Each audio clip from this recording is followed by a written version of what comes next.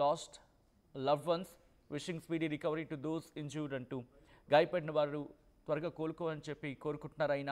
అలాగే ప్రాణాలు కోల్పోయిన వారు ఈ ప్రమాదంలో ఈ ఘటనలో ప్రాణాలు కోల్పోయిన ఆ కుటుంబాలకు ఆయన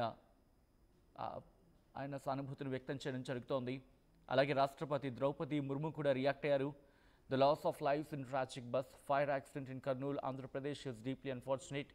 I extend my heartfelt condolences to the bereaved family members and pray for the speedy recovery of those injured అంటూ చెప్పుకొచ్చారు. ఇటు ద్రౌపది ముర్ము కూడా ఈ ఘటన పట్ల దిగ్భ్రాంతి వ్యక్తం చేశారు. ఆమె ఇది దురదృష్టకరం అంటూ చెప్పుకొచ్చారు ఈ ఘటనని.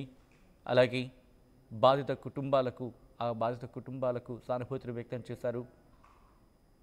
గాయపడిన వాళ్ళు త్వరగా కోలుకోవాలంటూ ఆమె ఆకాంక్షిస్తున్నారు. అలాగే మాజీ మంత్రి బీఆర్ఎస్ వర్కింగ్ ప్రెసిడెంట్ కేటీఆర్ కూడా రియాక్ట్ అయ్యారు. హైదరాబాద్ నుంచి బెంగళూరు వెళ్తున్న ప్రైవేట్ ట్రావెల్స్ బస్సు ప్రమాదానికి గురై 20 మందికి పైగా దుర్మరణం చెందడం తీవ్ర దిగ్భ్రాంతి గురిచేసింది.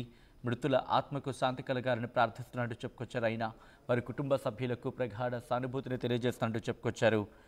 ఇటు తెలంగాణ మాజీ మంత్రి బీఆర్ఎస్ వర్కింగ్ ప్రెసిడెంట్ కేటీఆర్ పలువురు సంతాపాన్ని వ్యక్తం చేయడం జరుగుతోంది. దిగ్భ్రాంతిని వ్యక్తం చేస్తున్నారు. గాఢ నిద్ర